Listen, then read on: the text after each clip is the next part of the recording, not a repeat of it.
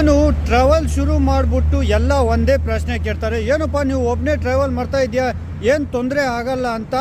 So ಇವತ್ತು ತನಕ ಒಂದೇ ಮೇನ್ ತೊಂದರೆ ನನಗೆ ಆಯಿತು, ಬೇರೆ ಏನು ತೊಂದರೆ ಆಗಲ್ಲ. ಅದು ಏನಪ್ಪ ಅಂದರೆ, ಯಾವಾಗಲೂ ನಾನು ಗಾಡಿ ಓಡಿಸೋವಾಗ ಸ್ಪೆಷಲಿ ನಮ್ಮ ಸೌತಲ್ಲಿ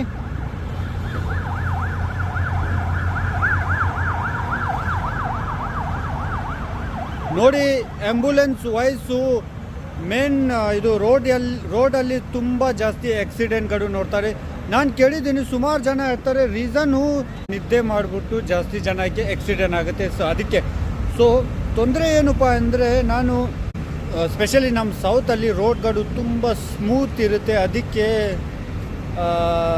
ಆರಾಮಾಗಿ ನಿದ್ದೆ ಬರೋಕ್ಕೆ ಚಾನ್ಸ್ ಜಾಸ್ತಿ ಇರುತ್ತೆ. ಸೊ ಅದೇ ಒಂದು ಮಾತ್ರ ನನಗೆ ಯಾವಾಗಲೂ ತೊಂದರೆ. ಅದಕ್ಕೆ ಯಾವಾಗಲೂ ನನಗೆ ನಿದ್ದೆ ಬಂದರೆ ಸೀದಾ ಸ್ಟಾಪ್ ಮಾಡಿಬಿಟ್ಟು ಟೀ ಅಂಗಡಿಗೆ ಸ್ಟಾಪ್ ಮಾಡಿಬಿಟ್ಟು ಆರಾಮಾಗಿ ಟೀ ಕುಡ್ಕೊಂಡು ಒಂದು ಅರ್ಧ ಗಂಟೆ ಬ್ರೇಕ್ ತಗೊಂಡು ಆಮೇಲೆ ನಾನು ಶುರು ಮಾಡ್ತಾಯಿದ್ದೀನಿ.